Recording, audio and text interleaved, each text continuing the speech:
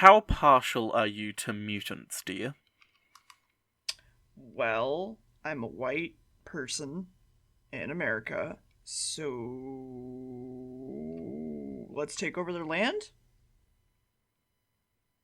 I said, okay, this is going to sound very weird for anyone who hasn't listened or watched the context of the episode. It's going to just seem like you're an incredibly racist person now. Do you want to start over? No, we're ending here. That's the end of the podcast. Dear's no longer invited. Next it'll just be me and Puppet Barry. I see. So, The Mutants, a story about stealing apartheid in planet. South Africa, colonialism, racism. This story has so much in it, and there is so much cut from it. So what happens in The Mutants, dear? Well, we see an old man, he's running through a forest, he's got things on his back. There's a police officer-looking dude in a gas mask that's chasing him, screaming, yelling the word mutt, which doesn't feel good. We'll get to that. I know, It's fine. Trust me, it's fine. It doesn't feel fine. Listen, you're not saying a racial slur. I'm telling you right now, you're not saying a secret racial slur. Well, no, I know I'm not, but also people use the word mutt extremely derogatory to people of two races. It's just... that's all I'm saying. We'll get to it when I explain it. Anyway, so the old man is dead now, and the chief calls him, and he calls and says it's dead. And then, meanwhile, the doctor's making something, and Joe is hungry, mood. And then something appears to the doctor, and it's an assignment for him. He has to deliver this egg box thing. Joe is not allowed to come for some reason, but she just jumps into the TARDIS and goes anyway. So, whatever. Yep. And then apparently they're going to be expected, and the place is called Skybase 1. And we see a man in leather walk out to greet other men in leather, meeting overlords, masters for a conference, and he came to demand that people stop being murdered. And other leather dudes are fighters, and they like killing people a lot, so there's two groups of people here. They almost have a knife fight, but then the police show up and stop it, ACAB sending them to decontamination. But then they find out that one of the fighters is mutated, and that's a whole thing. And he, knocks out a guard. And apparently they're in the 30th century now. Woo! What else is in the 30th century, dear? The Doctor? Sure. What? I meant sort of, the whole Earth Empire thing. Oh, yeah, apparently it's like a whole Earth Empire thing. Anyway, the Doctor is trapped and they need to figure out how to get out. They do. Joe grabs the box, head out, and the speakers say that the door might have malfunctioned. Guards, please go check it. Wah! And they don't. And then Marshall is talking to a murder leather guy and mentions that they will fight to death for him. And something about a man being seen or something, and Marshall says the word fool, which is a lot. And then the Doctor is wandering around still and breaks up a door. Something attacks him, and then there's another announcement about the malfunction, and police head to check. The police jump in, shoot the attacker, and find the Doctor and Joe. The attacker killed was also a mutant native, apparently, and the Marshal is updated with everything, and he updates his higher-up, too. So, that's good. And then, from there, they're apparently going to be giving them independence, and the Marshal is upset he can't kill them more. Apparently, he fucked with the atmosphere as well. That probably mutated the people, right? Joe and the Doctor are looking out a window. The Earth is all gray and misty and weird. And then the Doctor tries to lie about where he is from, mentions the box needs to be opened, says he can't open it, even though they shoot at it, it doesn't open. The delegates are ready, though, so higher up heads out, and Marshall's like, fuck this, I'm leaving, also leaves. Varen, murder leather, gives his son something, and it looks like a potato. And then the Doctor and Joe watch on a crystal ball as everything's happening. Joe asks the guard about how he is, and the Doctor just fucking knocks him out while he's talking. The higher-up speech is about a treaty and cooperation to make a new society.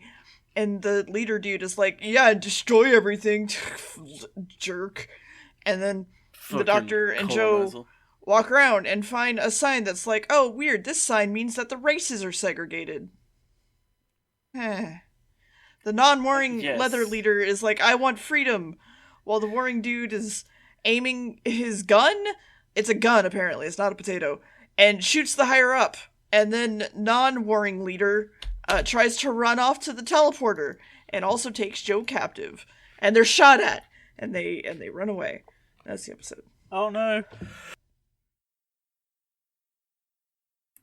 Oh no. They're all dead. Mm-hmm. No. Mm-hmm. Everyone's dead. Why does everyone die, dear? Because it's Doctor Who.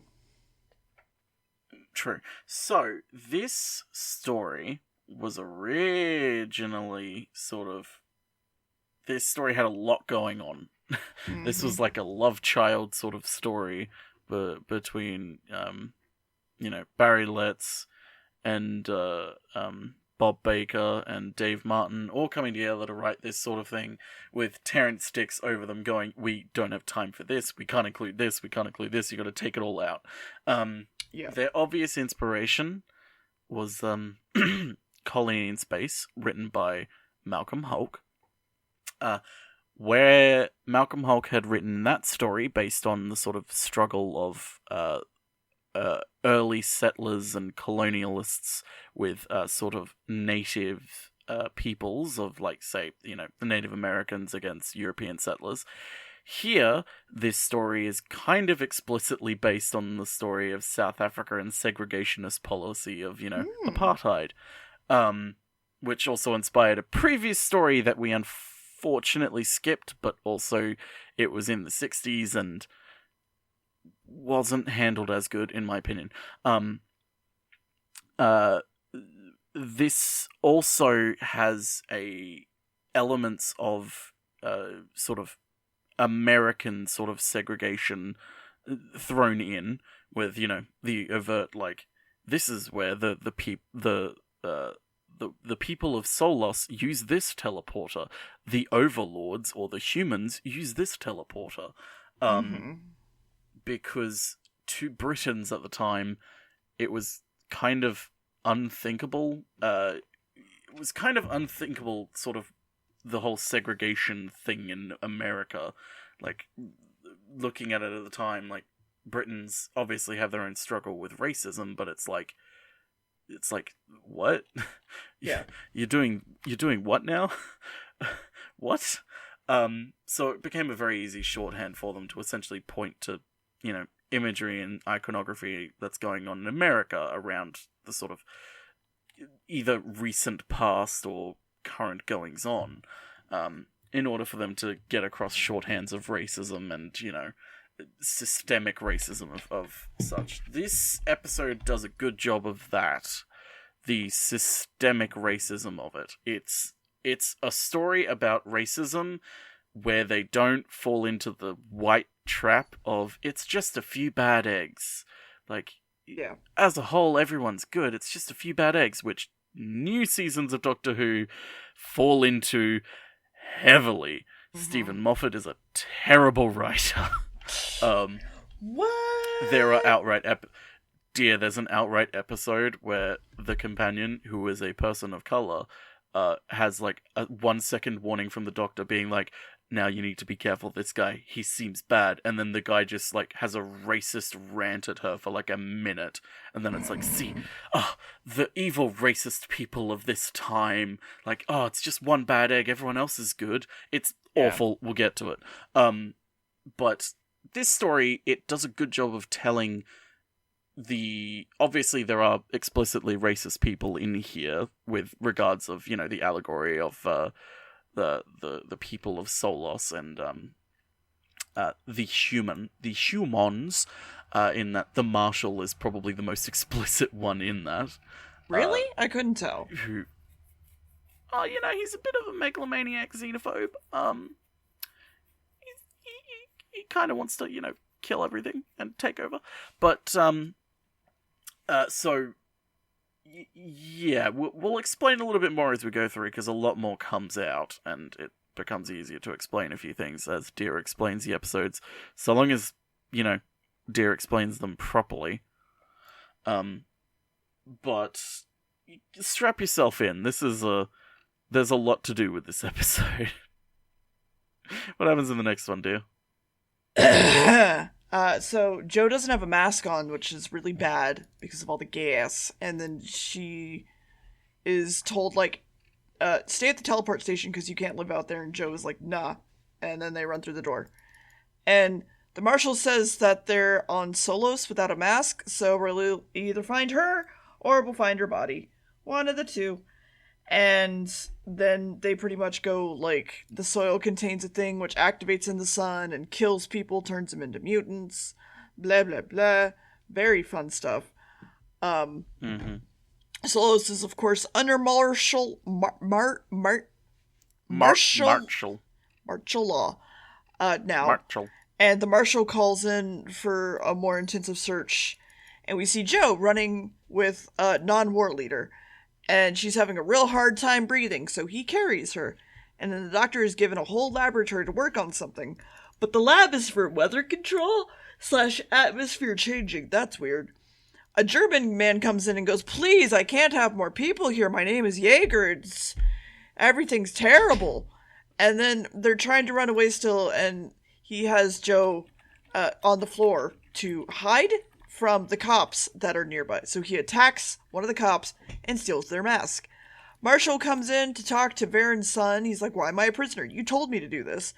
And he's like, well, listen, don't worry about it. And then he gets killed. And then also Varen walks in and sees that the marshal has killed his son, tries to shoot the marshal, then runs away. Marshall also calls in to report war leader. Doctors are making a reverse particle something to open up the box in reverse and bring the stuff on the inside to the outside, which only works for a second, but then it breaks. Then we see that Jo is okay. They're both in a weird cave. There's no daylight here. It's fine. Marshall sort of mentions that the dude chasing, he's chasing is mutating now, so everyone needs to be super safe. And then the marshal thinks about how to capture Jo. Jo is learning about the planet from the dude she's sitting with. And he's like, they think we're terrorists and so on and so forth. And then there's this weird growl noise. And then we just basically cut away from them. And then War Leader is hiding in the seed room. And the doctor is upset about having to kill the War Leader. And he's like, no, just let's talk to him. And then they tell a lie to the doctor saying, we found Jo, and Kai left her to die, apparently. And they're going to send rockets to the planet, which will cause an entire fucking genocide because they're changing the air to be breathable to humans. One of the police officers comes up and goes, hey, we actually didn't find Jo, so hey, maybe go down there, doctor. He's fucking up shit. I hate him. Meanwhile, one of the dudes goes to talk to Varen in the seed room, and he's like, okay, whenever the alarm goes off, you gotta go. So he's like, alright, cool. And so they, basically start experimenting with the reversing thing, which explodes on the German guy, making the doctor run. Warlord also runs, gets to the teleporter, but tries to kill the doctor in the teleporter. That's the episode, though. Yep. I'm kind of impressed because you almost got the name of the device right. It was a particle reversal beam. Mm-hmm. I'm impressed you managed to remember though, because it seems like something that you would just completely gloss over. Okay, so we'll elaborate a little bit more on the story. So, Barry Letts initially developed the idea of the sort of life cycle of the Selenian people in 1966, but then script editor Jerry Davis rejected it as being way too complex, which tells you everything you need to know about how the previous script editor, Jerry Davis, kind of treated Doctor Who and Doctor Who scripts in general. He didn't have the same sort of ethos that Terrence Dicks and Barry Letts have, where they very much care about stories having messages and complex themes in them. Before in the 60s, it was like, what the fuck, this is for kiddos. They don't care about that shit. So, after the first episode was written, Terrence Dicks wrote to the authors about concerns. Once again, the writers were like churning out concepts thick and fast, and the storyline became lost in the welter of other ideas. Entire subplots about cloning and asylum seekers from Earth, and comments on like make your own adventure books, Vietnam War parable, and Kai becoming spherical at one point. What? Had to be removed, and an ending had to be included. Okay. What does spherical, turning spherical even mean? I want you to know the book in which I am reading this from has, and Kai is spherical, and then in brackets just has an exclamation mark. Because they have no fucking idea what that means either. Gotcha. Yeah, they're kind of renowned for writing a lot of ideas, but chucking too many into a story, which is kind of a good thing to have, because then you're not sitting through the entire episode going, there is nothing happening. They are just talking and nothing's happening. Like, no, things happen, which is a good problem to have. But also, you kind of glossed over, and I kind of tried to bring it up earlier. This is the 30th century, and it's the Earth Empire. Yes, I'm going to bring Doctor Who timeline into this. This is the canonical first Earth Empire, established in about the late 25th century, I believe, and spans the a lot of things happening. Main event, of course, being the Second Dalek War, which, happens eventually. We'll get to it eventually. It gets mentioned a few times in a few episodes across the decades, and books. There's some books about it. But yeah, the sort of idea of a human empire was already kind of brought up by, like, Malcolm Hulke, and because it was brought up by, like, Malcolm Hulke and such, the concept of the first human Earth empire is one of colonialism and capitalism. So you get a lot of humans are exploiting other planets. Humans are consuming resources. Humans are almost parasitic in nature,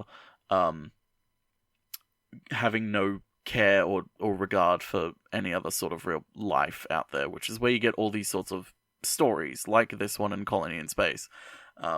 It's different from other sort of, Earth, well, they're not empires, but sort of like other sort of Earth, great bountiful empires, which you get in the new season and etc. But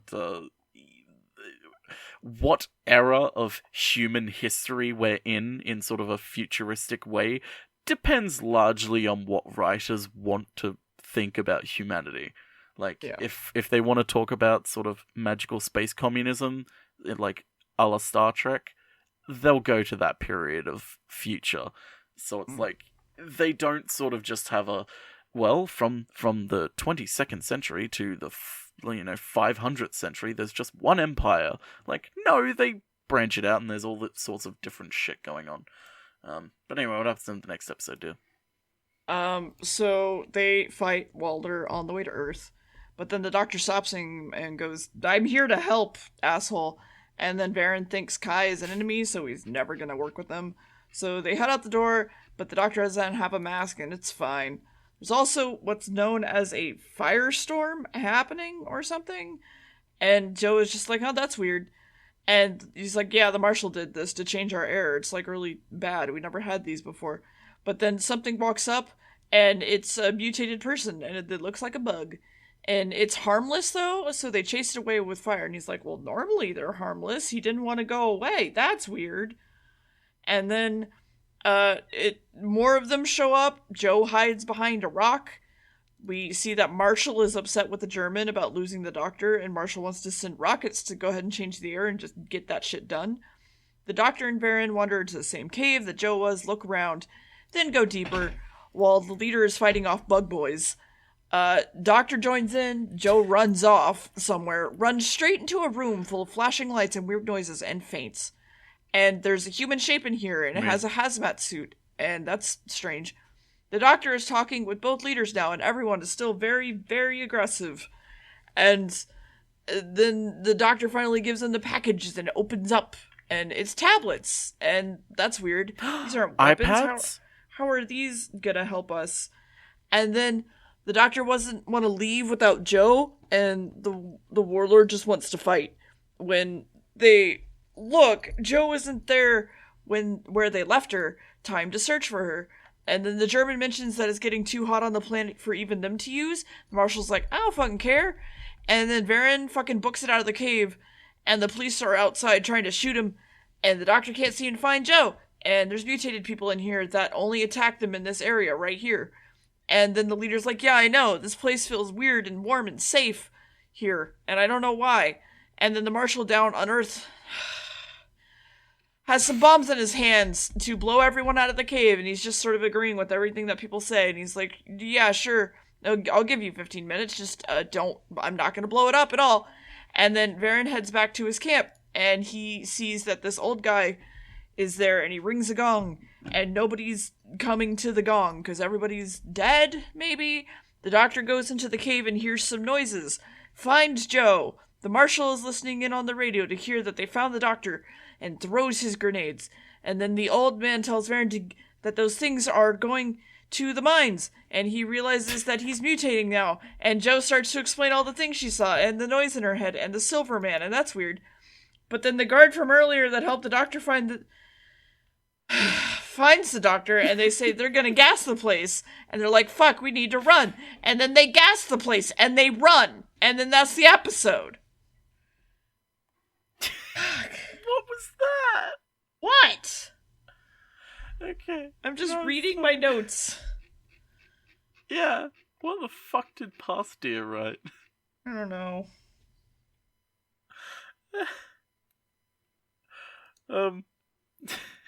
Fucking hell. Okay, we'll talk about the whole mutt thing. Yeah. There's a kind of a reason. It sounds a bit weird to say.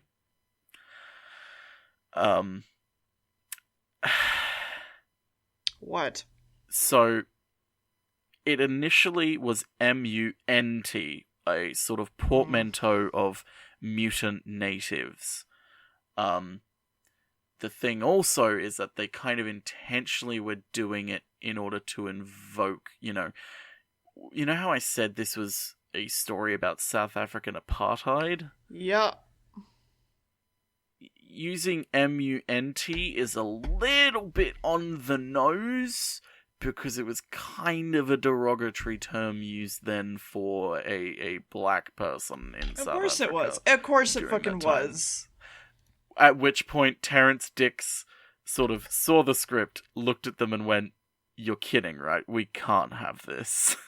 like, I understand what you guys are going for, but he and the head of serials at the time, Ronnie Marsh, essentially were like, we can't. You just can't do that. Like, I know what you're going for, but like, hey, even in the 70s, we understand that, like, sensibilities to a degree.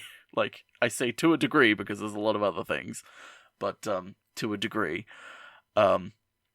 Which is why it kind of feels weird, because it is meant to be used as a derogatory term in the episode, but it's also meant to be sort of pointed out about, like, hey, this is kind of wrong.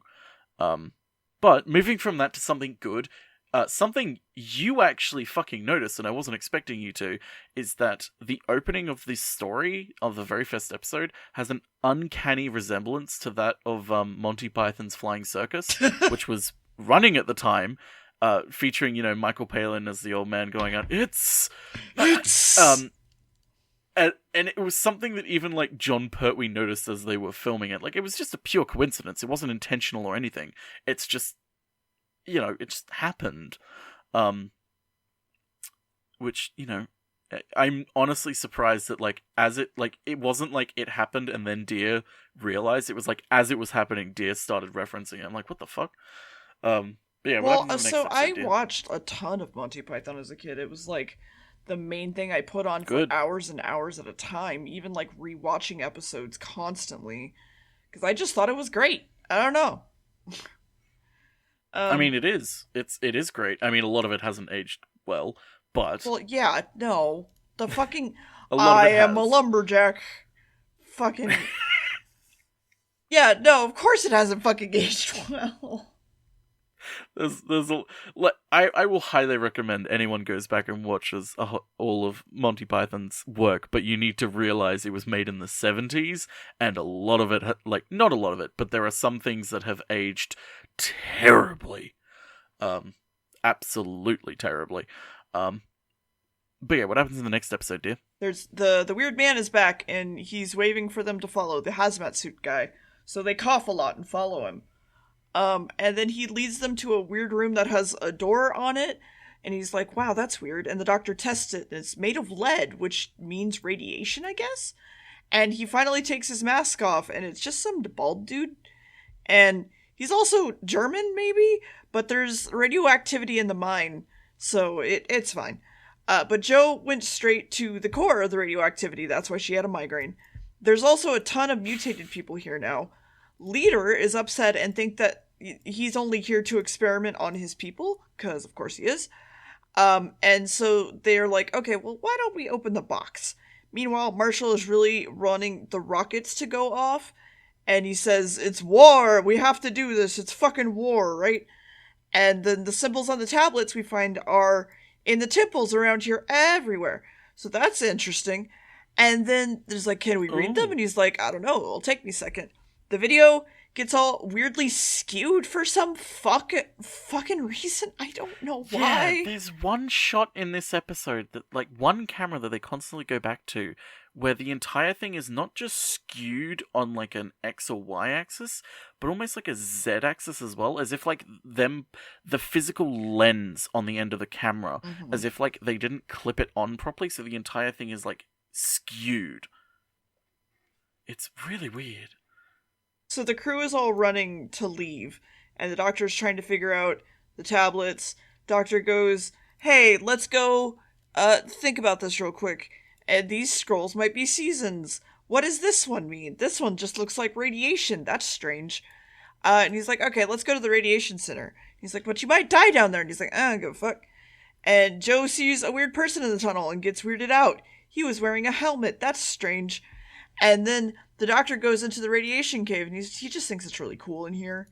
While the radiation suit guy, like, basically dies. The doctor just walks around. He's like, oh, this is nice. And the other dude's like, like, in the corner dying.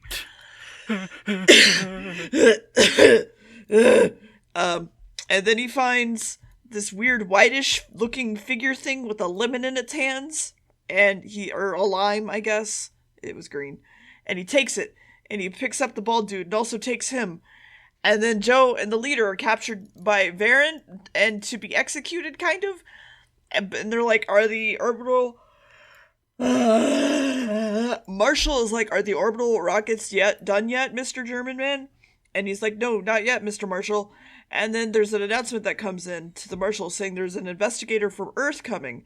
That's not good. All his crimes will be revealed. And then he wants to meet the investigator on the planet without a mask, so get this shit done. While the warlord is using Leader and Jo as meat shields to attack Marshall's base. But we are learning that they are supposed to change and mutate with the seasons, so this is a normal thing.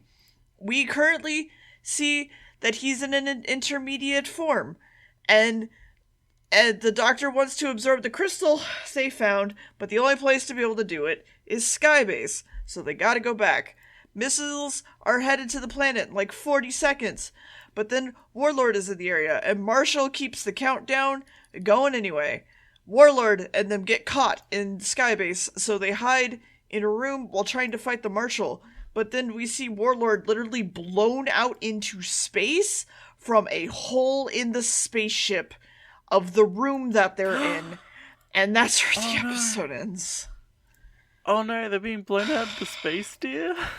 Yes! So... I'm so tired.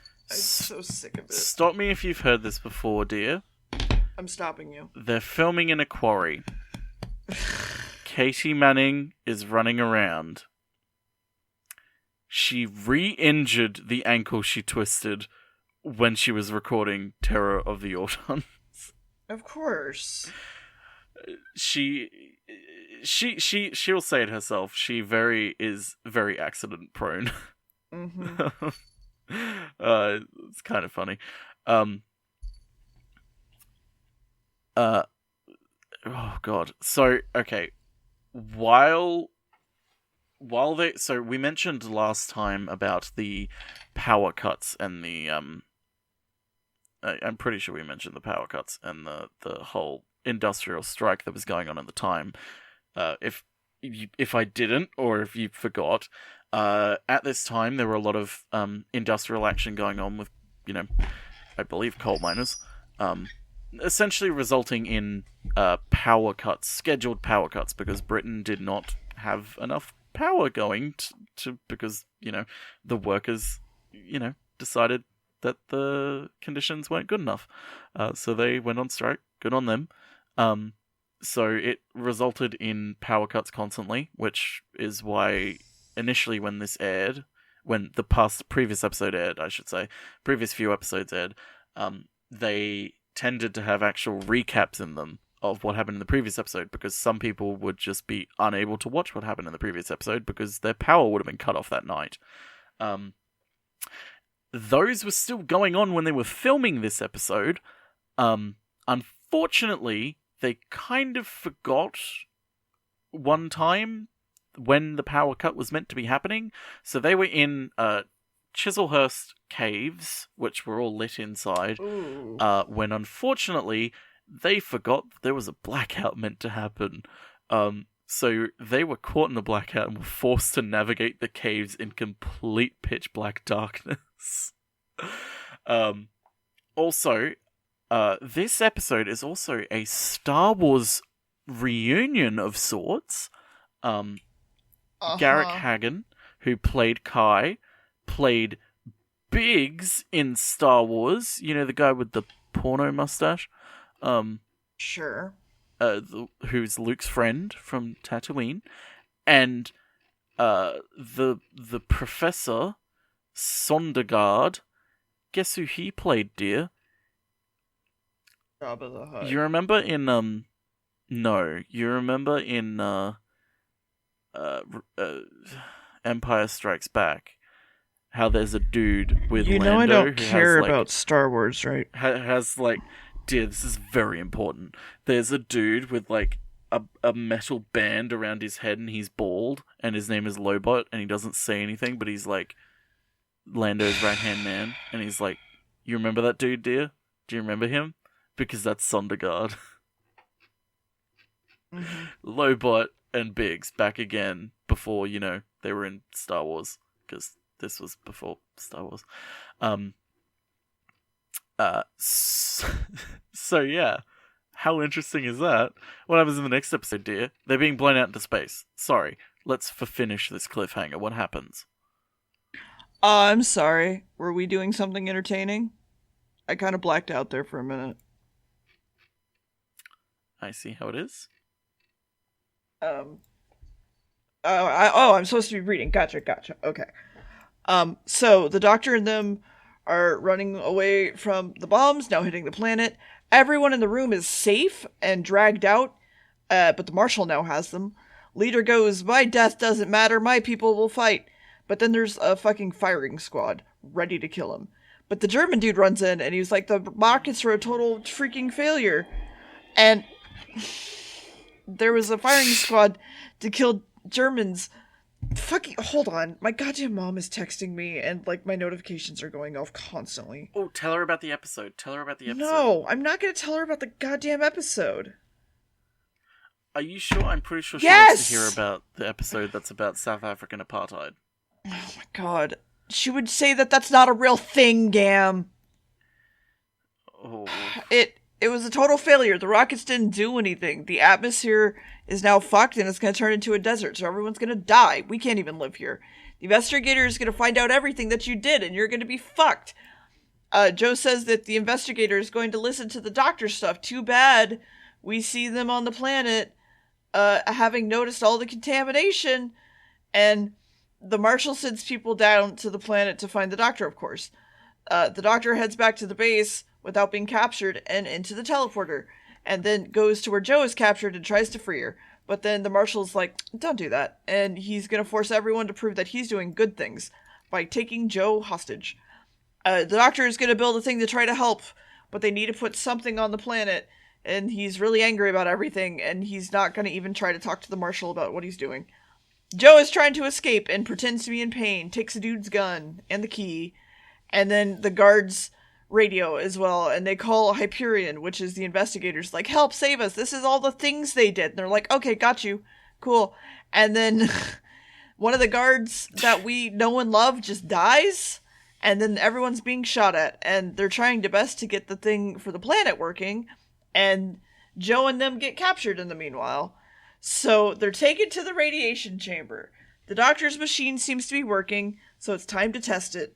And then the doctor mentions that the mutations aren't a disease to the dude. And Bald Guy has made it back to the cave, but collapses, but is saved by mutation people, and then explains what's supposed to happen, and that the changing of the planet accelerated everything. And then we see that the doctor's plan seems to work and everything is reversed, but the doctor is threatened with Joe that he needs to make the entire planet ready for humans. And then the investigator is here, time to go talk to them, and the Joe and them were placed in the refueling lock, so it's full of radiation, but they'll be okay, right? Wait, no! They're gonna refuel Hyperions at some point, so they're gonna die! That's the episode. Everyone's gonna die now. Yes. Good.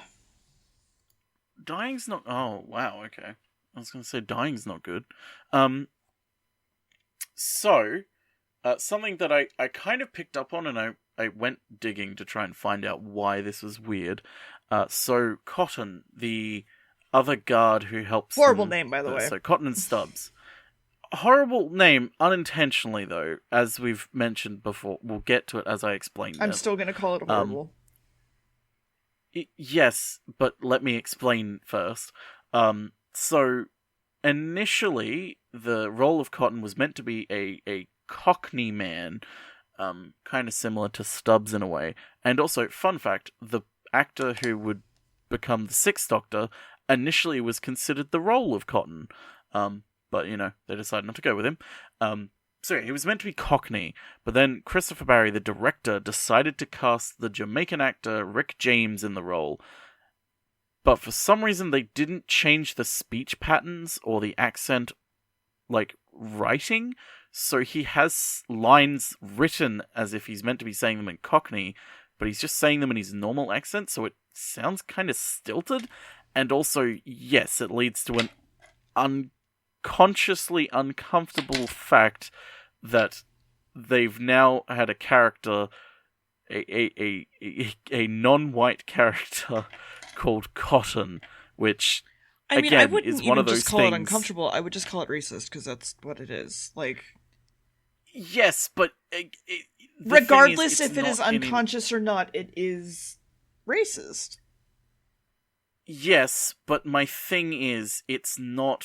If this was an American production, it would be absolutely 100% you should have, not just you should have known better, but this should have raised alarm bells behind the scenes. But it's this sort of thing went under the radar because it's not something that they wouldn't have inherently thought. What I'm saying is it's not intentional, and it's not not intentionally malicious. It's a complete just they fucked up without even realizing it, and they didn't realize they fucked up because it was the 70s and they didn't exactly I'm still have gonna complaints about call it. it But out the for thing that to shit. me is I'm hesitant to say, like, outright racist purely because of the fact of, like, how it gets into a discussion about, you know, calling something that's unintentionally and non-maliciously, but still, you know, there is unfortunate connotations even if to it's it.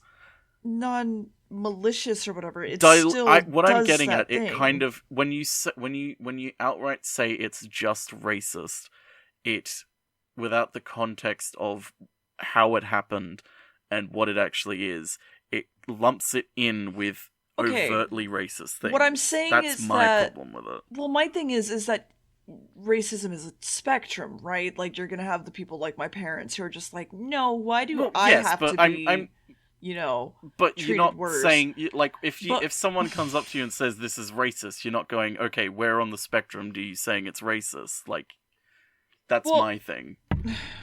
I'm just saying, like, for me, it either is or it isn't, and then if it is, what level is it? But that doesn't always matter, so it's whatever. I basically saying, like, regardless if it's an accident, I'm still gonna call it racist. It was a racist accident. A racist accident. Yes. Regardless, it is incredibly weird and uncomfortable, and yes, regardless of, like, what anyone, like, you can't defend this as, like, oh, well, it was just the time and they didn't realize. Like, no, they, like, just because they didn't realize doesn't mean it's not wrong. It's still incredibly wrong, but it's like, you know, that's all we're really gonna say about it. But it's the bright side of it is that it resulted in them having a non-white character finally in the show who is actively part of the plot and isn't evil. Yeah. And isn't a racial stereotype, which is, you know, for Doctor Who in that time is pretty big. But yeah, it's this story it comes from a place of wanting to talk about, like, racism, but falling into the trap of it was written in the 70s by white people. So it's like they fall into certain traps. Not as many traps as, you know, Stephen Moffat and co do in modern day Doctor Who, like making a joke about a blue alien and someone going, oh, he's blue, and oh, I'm racist against all blue aliens, you think we all look the same, which is, yes, they have jokes like that, and it's bad and awful, and I fucking hate it every time they do that sort of shit. It's complicated. Welcome to exploring media created in decades ago, and exploring the minefield that is the way they dealt with and wrote about racial tensions and race in general. Anyway, what happened in the next episode, dear? Someone's dead, aren't they? Yeah. The investor comes in and goes, hey, you were doing some bad shit, prove you didn't. And he just makes a whole bunch of things. He lists a whole bunch of things that happen, and so now it's time to talk to the doctor, and he's like, do you agree that the marshal was good? And he's like, yeah, I guess. And I guess. And then he makes a big sad face, and then Joe and them crawl through the fuel tube when it gets inside very sexually. And then the investigators are ready to talk to the German guy. Well, the marshal is happy Joe's gonna die because he learns that the thing is refueling. German guy also lies about it really sadly, but then Joe rushes in so they can tell the truth. And then the bald guy comes up to the planet with all the people, the mutated people, and we see Marshall freaking out about wanting to kill everybody. And the investigators want to see the tablets, and he's like, I don't got them. But then bald guy comes up and tries to explain, but is cut off at the exact second to make him look bad. And then the mutations are making their way onto Starship Base and into the investigation room. And Marshall tries his best to straight kill it, and the investigators just kind of believe him, and I'm like, here, have all of our... Yeah, the Marshal's like, see? We have to be fascists. Come on, everyone, be fascist with me. Mm-hmm. And the investigator's just like, yeah, okay. Okay. Yeah, sure. Let's do it. Okay. And then the Marshal tries his best to just, like, hide a smile because he gets all of the fucking, like, investigators, like, what's the word I'm thinking of here? Like, fighters, I guess, would be the term? Guards? Maybe guards. The white guards? Yeah. Or the No, the white guards. The Starship Place guards. The police. No, it's fine. Anyway, the Marshal is now in total power, and the doctor is dealing with the crystal he found in the lab. It's a catalyst and uses radiation. There's radiation in the fuel room. The Marshal breaks in, captures everyone except the doctor in the lab, who's told to make the planet Earth. Meanwhile, the leader is given the lime crystal and in the chamber, and he starts to change in things. And then the leader of the investigators is going crazy, and the leader of the... Okay. Marshall is going crazy, and, like, even bullying, the investigator, and the investigator's guards around. He's like, what the fuck are you doing? Meanwhile, non-war leader is drawing in all the radiation and has a full transformation into David Bowie. He's also covered in rainbows. Yes. Kai is now fucking psychic. He can open doors, do anything he wants. Mm-hmm. Back at the doctor, they're ready to pull the lever to change everything to make it Earth, and it overloads, of course, because he rigged it. And then the Marshal's really angry, and is gonna kill everyone. But then David Bowie shows up, kills him, and the bald guy is like, I'm gonna stay here and help all the other people on the planet that are stuck. Bye! And then the investigator's like, I need you to give me a full report on why you're here, doctor. And he's like, yeah, sure. Hold on. Joe feels sick. We need to go deal with this. And they walk out. They say a bunch of really shitty puns and get in the TARDIS and leave. It was a clean sweep, dear. In the broom closet. Who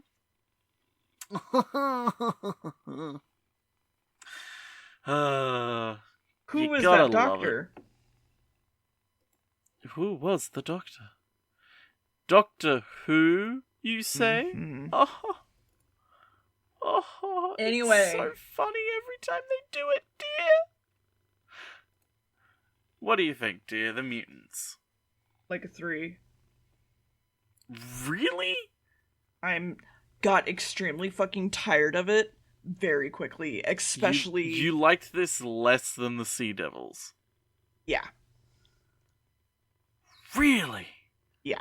I am astounded by that because this episode actually had a lot happening in it.